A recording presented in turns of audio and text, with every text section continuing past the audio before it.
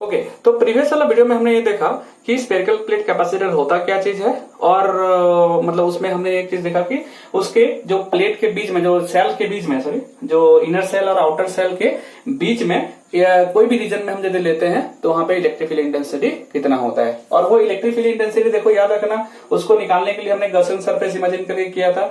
और याद रखना वो वैल्यू जो है इलेक्ट्रिक फील्ड इंटेंसिटी हमको मिलेगा कहाँ पे, इनर सेल का आउटर सरफेस से लेकर के आउटर सेल का इनर सरफेस में ही हमको ये रीजन में ही हमको इलेक्ट्रिक फील्ड इंटेंसिटी देखने को मिलेगा। और वो इलेक्ट्रिक फील्ड इंटेंसिटी का वैल्यू होता है E = 1/4πε0 charge on the capacitor divided by distance. कहां से हम डिस्टेंस नाप रहे हैं, याद रखना इनर सेल के अंदर से बाहर की तरफ हम एक्चुअल में ये आर का वैल्यू लेने वाले हैं, क्योंकि सेंटर से रेडियस नाप रहे थे। गॉसियन जो सरफेस इमेजिन किया था स्फीयर, वो कहां से उसका रेडियस नापा गया था, सेंटर से बाहर की तरफ। तो यहां से हमने ये लिया था, यदि मैं गॉसियन सरफेस पूरा सरफेस में लूं, सेल का सरफेस में लूं, तो वहां पे रेडियस का जो गॉसियन सरफेस का रेडियस आर का वैल्यू हो जाएगा स्मॉल ए, क्योंकि अंदर वाला सेल का रेडियस है स्मॉल ए। अच्छा, जैसे बड़ा जरा सा मैं जहां भी जो भी पॉइंट में मेरे को इलेक्ट्रिक फील्ड का इंटेंसिटी चाहिए रहेगा, बस वो मैं क्या करूंगा, वो पॉइंट को बेस करके एक गॉसियन सरफेस ड्रॉ करूंगा और वहां पे मैं इंटेंसिटी निकाल पाऊंगा। ठीक है, मतलब मैं जब भी गॉसियन सरफेस ड्रॉ करने वाला हूं, कहां से, ये सरफेस जो अंदर वाला सेल है उसका आउटर सरफेस या उसी का सरफेस से लेकर के मैं बाहर वाला जो स्फेरिकल सेल है उसका इनर सरफेस के बीच में कहीं भी मैं स्फेरिकल गॉसियन सरफेस ड्रॉ करके मैं कोई भी जगह में इंटेंसिटी पता लगा सकता हूं। बिकॉज यहाँ पे इलेक्ट्रिक फील्ड इंटेंसिटी फिक्स नहीं है, वो बदल रहा है। यहां से आगे की तरफ जाने से धीरे धीरे करके स्ट्रेंथ जो है वो अलग अलग हमको देखने को मिल रहा है। ओके, लेकिन हमारा टारगेट ये नहीं था, हमको इलेक्ट्रिक फील्ड इंटेंसिटी निकालना नहीं था। हमारा टारगेट ये है कि इस कैपेसिटर के द्वारा कितना एक्चुअल में इसका कैपेसिटी है, इसमें कितना चार्ज ज्यादा स्टोर कर पाएंगे, इसका कैपेसिटी कितना रहा होगा। मैंने ऑलरेडी बता के रखा है, कोई भी बॉडी का तुमको यदि कैपेसिटी निकालना है तो तुमको खाली ये करना है कि वो पूरा का पूरा जितना चार्ज लीकेज से पहले कितना चार्ज को मैक्सिमम अपने में रख रहा है और उसके द्वारा कितना पोटेंशियल बन रहा है, मतलब पोटेंशियल ऑफ द कैपेसिटर। मतलब सिंपली बोल सकते हैं कि कैपेसिटर का दोनों प्लेट के बीच में पोटेंशियल का डिफरेंस, या मैं बोल सकता हूं पोटेंशियल ऑफ द कैपेसिटर नीचे रखेंगे और ऊपर में कितना चार्ज लिया है, मैक्सिमम चार्ज। तो मैक्सिमम चार्ज जो कि डिपॉजिट हो पाया है divided potential of the capacitor, मतलब पॉजिटिव नेगेटिव के बीच में पोटेंशियल कितना है और डिफरेंस कितना है, वो चीज डाल देंगे तो डेफिनेटली हर जो भी बॉडी का या जिसका कैपेसिटी चाहिए तो ऐसे तरीके से निकाला जाता है। हमने तो मेहनत करके इलेक्ट्रिक फील्ड इंटेंसिटी पता लगा लिया कि इसके अंदर में कितना इलेक्ट्रिक फील्ड इंटेंसिटी रहेगा, लेकिन हमको अभी तक पोटेंशियल नहीं मालूम चला है। पोटेंशियल हम निकाल सकते हैं, एक तरीका होता है कि potential electric field intensity same as potential gradient, वो कंसेप्ट को यूज करके भी कर सकते हैं। लेकिन सबसे ज्यादा इफेक्टिव जो तरीका होता है, मैंने ऑलरेडी इसका डेरिवेशन का कॉपी में कर दिया था, मैं फिर से एक बार बोल दे रहा हूं। मान लो एक सोर्स चार्ज यहाँ पे बीच में ये एक पॉइंट है, ठीक है, और इसके आसपास में ये जरा सा बाहर का टॉपिक जरा एक बार याद कर दे रहा हूं। मान लो ये सोर्स चार्ज यहाँ पे है या कोई चार्ज यहाँ पे है, ठीक है, और इसके आसपास में बहुत सारा पॉइंट्स है। मान लो हम चार्ज को एक पॉइंट ए है, यहां से एक पॉइंट बी तक ला रहे हैं, ए पॉइंट से बी पॉइंट तक ला रहे हैं, या मतलब यहां से यहां तक चार्ज को मैं उठा के लाना चाहता हूं या कोई मूवमेंट करना चाहता हूं। मैं बोला ये दोनों पॉइंट के बीच पोटेंशियल का डिफरेंस कितना है, ए से बी का पोटेंशियल डिफरेंस कितना है, बी से ए का पोटेंशियल डिफरेंस, ए से बी का पोटेंशियल डिफरेंस, कुछ भी पूछ सकता है। तो प्रैक्टिकली बताओ तो ये पॉजिटिव चार्ज है तो बी पॉइंट का तो पोटेंशियल डेफिनेटली ज्यादा रहेगा, जो जितना नजदीक में रहेगा उसका पोटेंशियल उतना ज्यादा रहेगा पॉजिटिव चार्ज होने से। तो यहाँ का पोटेंशियल, बी पॉइंट का पोटेंशियल ज्यादा है और ए पॉइंट का पोटेंशियल कम है। मतलब इधर से यदि इधर जाते हैं तो हमको पोटेंशियल इंक्रीज लगेगा और इधर से इधर आएंगे तो पोटेंशियल डिक्रीज होगा। डेल्टा भी जो होता है फाइनल पॉइंट का पोटेंशियल माइनस इनिशियल पॉइंट का, जहां से जहां जा रहे हैं। यदि मैं इधर से इधर जाता हूं तो बी पॉइंट का पोटेंशियल माइनस ए पॉइंट का पोटेंशियल, और इधर से इधर आता हूं तो ए पॉइंट का पोटेंशियल माइनस बी पॉइंट का पोटेंशियल, ये होता है। और हम देख के पोटेंशियल वैल्यू देख करके पॉजिटिव होगा या नेगेटिव होगा हम बता देते हैं। अच्छा, तुम यहाँ पे भी देख लो, इस सरफेस में देखा जाए सेल का सरफेस के ऊपर में नेगेटिव चार्ज एकोमुलेट होकर के है, मतलब इलेक्ट्रिक फील्ड पॉजिटिव से नेगेटिव की तरफ जा रहा है।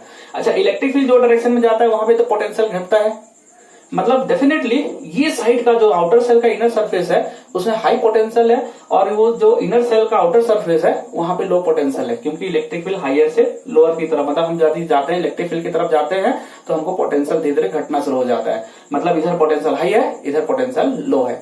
यदि हम यहां से आगे बढ़ते हैं, मतलब हम देख रहे हैं कि पोटेंशियल इंक्रीजिंग पोटेंशियल की तरफ बढ़ रहे हैं, मतलब ये सरफेस से बाहर की तरफ जाएंगे मतलब हम इंक्रीजिंग पोटेंशियल की तरफ जा रहे हैं, मतलब अंदर का पोटेंशियल कम है और बाहर का पोटेंशियल ज्यादा है।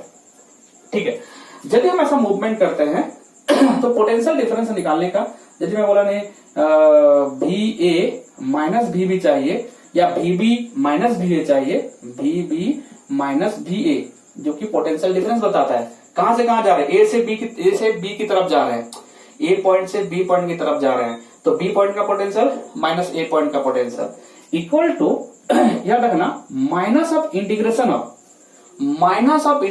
ऑफ, अब हम लोग लिखेंगे कि ये Q से इनिशियल पॉइंट का दूरी क्या था, Q से इनिशियल पॉइंट का दूरी क्या था, मान लो उसको A ले लेते हैं, जहां से स्टार्ट किए हैं सेंटर से वो पॉइंट का दूरी नीचे रखेंगे और जहां को ले जाएंगे वो सेंटर से वो B पॉइंट का दूरी को ऊपर रखेंगे। मान लो यहां से A है और यहां से इसका दूरी है स्मॉल b, तो तुम देख के कंफ्यूज मत होना, जहां से स्टार्ट कर रहे हैं उसका दूरी सेंटर से, यहाँ पे लिखा जाएगा स्मॉल a, यहाँ नीचे दिख रहा है तो ठीक है, और जहां को ले जाने हैं उस पॉइंट का दूरी फ्रॉम द सेंटर, ऊपर वाले मीटर में माइनस यहाँ पे, और हमारा फाइनल पॉइंट का पोटेंशियल माइनस इनिशियल पॉइंट का potential, that is the potential difference into, यहाँ पे बाहर मेरा इंटीग्रेशन वाला हिस्सा में रहेगा, integration of A to B E dot dr। E मतलब strength of the electric field और डायरेक्शन उसका, और dr मतलब हम जहां से जहां बढ़ रहे हैं, जरा ध्यान देने का चीज है, dr बहुत इंपॉर्टेंट चीज होता है। dr मतलब देखो ये चार्ज के द्वारा प्रोड्यूस्ड इलेक्ट्रिक फील्ड सब तरफ फैला हुआ है। अच्छा, यदि मैं इस जगह में स्ट्रेंथ नापना चाहता हूं, इस जगह में स्ट्रेंथ नापना चाहता हूं, तो मैं यहाँ पे एक गॉसियन सरफेस इमेजिन करूंगा और वो गॉसियन सरफेस का रेडियस कुछ बाहर आउटी की तरफ रहेगा। सिमिलरली यदि मैं ये पॉइंट में चाहता हूं तो इस केस में मेरे को यहां से यहाँ ये रीजन को लेकर गॉसियन सरफेस बनाना पड़ेगा और वहां सेंटर से मेरे को वहां तक का दूरी नापना पड़ेगा। तो मतलब यहाँ पे r जो होता है which is distance from the centre, r जो होता है वो डिस्टेंस फ्रॉम द सेंटर ले आता है, सेंटर से कितना दूरी पे हमको चाहिए उसी को लिखना रहता है। r जो होता है सभी टाइम सेंटर से वो डिस्टेंस जहां पे तुम पॉइंट को देख रहे हो। तो इस तरह से हमारा ये फॉर्मूला बहुत यूज होने वाला है, एक्सटेंसिवली यूज होने वाला है, इसी के लिए मैंने इसको बताया। यदि कंफ्यूजन होगा तो देख लेना, ठीक है। तो मतलब हो गया फाइनल पॉइंट का पोटेंशियल माइनस इनिशियल पॉइंट का potential equals to integration from A to B, मतलब स्टार्टिंग में चार्ज कहाँ है सेंटर से और फाइनल में चार्ज कहाँ ले जाना है उसका दूरी, और या सेंटर से नापना है E इंटू dr। E हो गया इलेक्ट्रिक फील्ड का स्ट्रेंथ और डायरेक्शन, और dr मतलब सेंटर से वो पॉइंट लंब का डिस्टेंस। ओके, तो इस तरह से ये फॉर्मूला को हम लगा करके हम चाहे तो किसी का भी इलेक्ट्रिक पोटेंशियल पता लगा सकते हैं या पोटेंशियल डिफरेंस पता लगा सकते हैं। हम जानते हैं कैपेसिटर का पोटेंशियल क्या होता है। कैपेसिटर का potential is nothing but potential difference between positive plate and negative plate, यही होता है तुम्हारा पोटेंशियल ऑफ द कैपेसिटर। चलो ठीक है, तो हम एक काम करते हैं, पोटेंशियल ऑफ द कैपेसिटर निकालना है। हम एक काम करते हैं, इनर सरफेस का ऊपर में सरफेस में एक पॉइंट ए ले लेते हैं और बाहरी वाला सरफेस का जो इनर सरफेस में बाहरी वाला सेल का इनर सरफेस में एक पॉइंट बी ले लेते हैं। यदि हम ए का पोटेंशियल और ये बी का पोटेंशियल यदि हम डिफरेंस निकाल दें, that is the potential of the capacitor. मैं फिर से बोल दे रहा हूं, इनर सेल का ऊपर वाला सरफेस में मान लो एक पॉइंट मैं कैपिटल ले लेता हूं और बाहरी वाला सेल का इनर सरफेस में एक पॉइंट ले लेता हूं बी।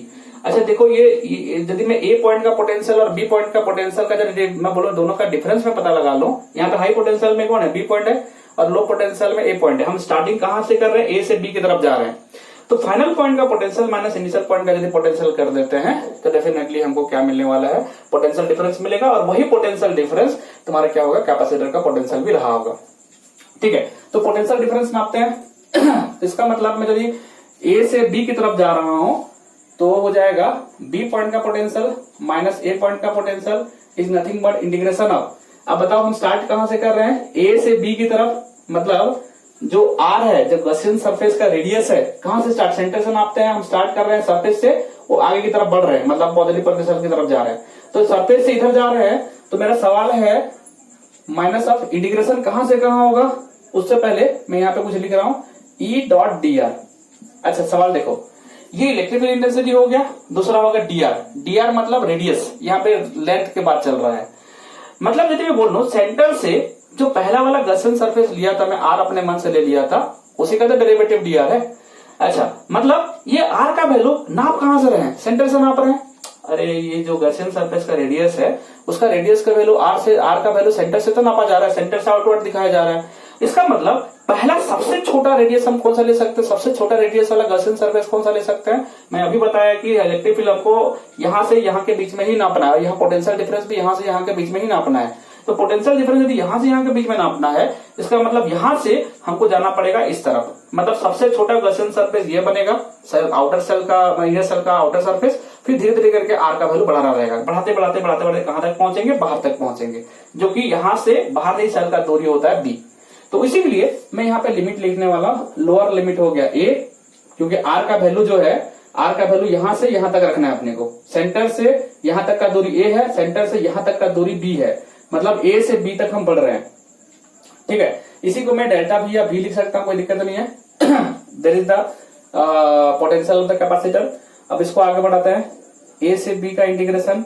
अब देखो इसको ई डी आर, इसको आगे करो तो ई डी आर क्या होगा, कॉस, इंपॉर्टेंट चीज, ई देखो इलेक्ट्रिक फील्ड अंदर की तरफ जा रहा है, अब डी आर सेंटर से हम डिस्टेंस और रेडियस नाप रहे हैं, बाहर की तरफ नाप रहे हैं, मतलब इन शॉर्ट इलेक्ट्रिक फील्ड अंदर की तरफ और आर जो है बाहर की तरफ, दैट्स वाई 180 डिग्री, ठीक है। आगे बढ़ाओ, मतलब भी इक्वल टू माइनस अब इतना हो गया, that is minus of A से B integration of cos 180 degree value -1 होता है, दैट्स वाई मैं माइनस यहां से हटा दे रहा हूं, डायरेक्ट हटा दे रहा हूं, यहाँ पे बच गया E D are.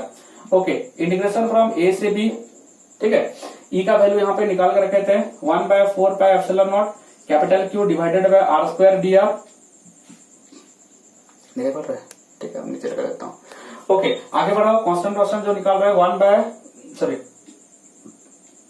Q by, ठीक है, 4 पाई एप्सिलॉन नॉट बाहर निकाल दिया। बच गया क्या तुम्हारे पास में, integration of 1/r square D are from कहां से कहां, ए से बी। अच्छा, 1/x स्क्वायर का इंटीग्रेशन जिसको याद नहीं है तो इधर लिख दे रहा हूं, इधर लिख देता हूं। Integration of 1/x square dx, इसको यदि सॉल्व करेंगे तो -2 dx हो जाएगा। इसको आगे बढ़ाएंगे तो फिर मैं फॉर्मूला लिख दे रहा हूं, integration of x to the power n dx का मैं फॉर्मूला यहाँ पे यूज कर रहा हूं। तो इसका इंटीग्रेशन हो गया -1/r। ओके, तो ये होगा q/4 पाई एप्सिलॉन नॉट, ये हो जाएगा 1/r। मैं बताया था इसको, जब इंटीग्रेशन खत्म हो जाता है तो लिमिट को ब्रैकेट डाल करके लिमिट को इस साइड में a से b लिख लिया जाता है। अब जगह नहीं है तो इधर लिख ले रहा हूं, ठीक है। अब क्या करने वाले हैं, एक बार अपर लिमिट, एक बार लोअर, माइनस को बाहर निकाल सकते हैं, नहीं तो एक बार अपर लिमिट, एक बार लोअर लिमिट डायरेक्ट कर दो, that is equal to q/4 pi epsilon naught, ये भी निकाल रहा हूं, v equal to q/4 pi epsilon naught. ये अपर लिमिट एक बार डाल रहा हूं, एक बार लोअर लिमिट डाल रहा हूं, ठीक है। माइनस यहाँ पे तो तुम माइनस बाहर निकाल दो, बेटर रहेगा, कैलकुलेशन आसान होगा। एक बार अपर लिमिट, एक बार लोअर लिमिट, तो एक बार अपर लिमिट डाल रहा हूं 1/b माइनस 1/a, ठीक है। Upper limit minus lower limit, तो r के जगह मैं एक बार अपर लिमिट डाल लूंगा, अपर लिमिट b था तो r के जगह मैं 1/b माइनस 1/a, और ऑलरेडी इसका माइनस मैंने बाहर निकाल दिया था। अभी माइनस को अंदर मल्टीप्लाई मार दो, q/4 pi epsilon not 1/a minus 1/b, जरा सा इसको सिंप्लीफाई करो। अच्छा, q का वैल्यू इतना रहने दो, ठीक है। तो b का वैल्यू निकल गया q/4 pi epsilon not into 1/a minus 1/b। अच्छा, एक स्टेप और बनाते हैं, q/4 पाई एप्सिलॉन नॉट, इसको जरा सा एलसीएम ले जाएंगे, ab तो ऊपर b माइनस a, ठीक है। ab एलसीएम चलेगा, ऊपर में b माइनस a। This is the potential of the capacitor. देखिए, कैपेसिटर का पोटेंशियल हमने निकाल लिया है, तो नेक्स्ट स्टेप में हम आगे बढ़ेंगे कैपेसिटी फाइंड करने के लिए। बर्गर मिटा दे रहा हूं, ठीक है। तुम इसको पॉज करके लिख लेना, ठीक है, वीडियो लेंथ बहुत ज्यादा हो जाएगा, मुश्किल हो जाएगा, ठीक है। तो कैपेसिटी इक्वल टू क्या होगा, charge by potential, capacity of the capacitor equal to charge stored in the capacitor divided by potential, जो मैक्सिमम चार्ज जमा कर सकते तो ऊपर में रह गया, डिवाइडेड बाय पोटेंशियल। पोटेंशियल का वैल्यू कितना हो गया, अभी निकाले हुए हैं, that is q/4 pi epsilon naught, ये हो गया तुम्हारा b माइनस a डिवाइडेड बाय ab। अच्छा, इसको सॉल्व कर लेते हैं आगे में, q से q कैंसिल हो गया, ऊपर भेज दो इधर, तो 4 पाई epsilon not ab divided by b माइनस a, ठीक है, ab डिवाइडेड बाय b माइनस a। This is the capacity of A spherical capacitor, ठीक है। This is the capacity of the spherical capacitor. तुमको ये फॉर्मूला डायरेक्ट याद रखना है, 4 पाई एप्सिलॉन नॉट। देखो यहाँ पे भी कोई पोटेंशियल कैपेसिटी जो है, यहाँ पे क्या किसके ऊपर डिपेंड कर रहा है, स्फेरिकल प्लेट कैपेसिटर का पोटेंशियल कैपेसिटी, ये हो गया रेडियस, इनर सेल का रेडियस, आउटर सेल का रेडियस, और 4 पाई एप्सिलॉन नॉट, मतलब और कुछ नहीं चाहिए। इनर सेल का रेडियस कितना है, आउटर सेल का रेडियस कितना है, ये दोनों वैल्यू इसमें पुट कर दोगे तो तुमको आराम से कैलकुलेशन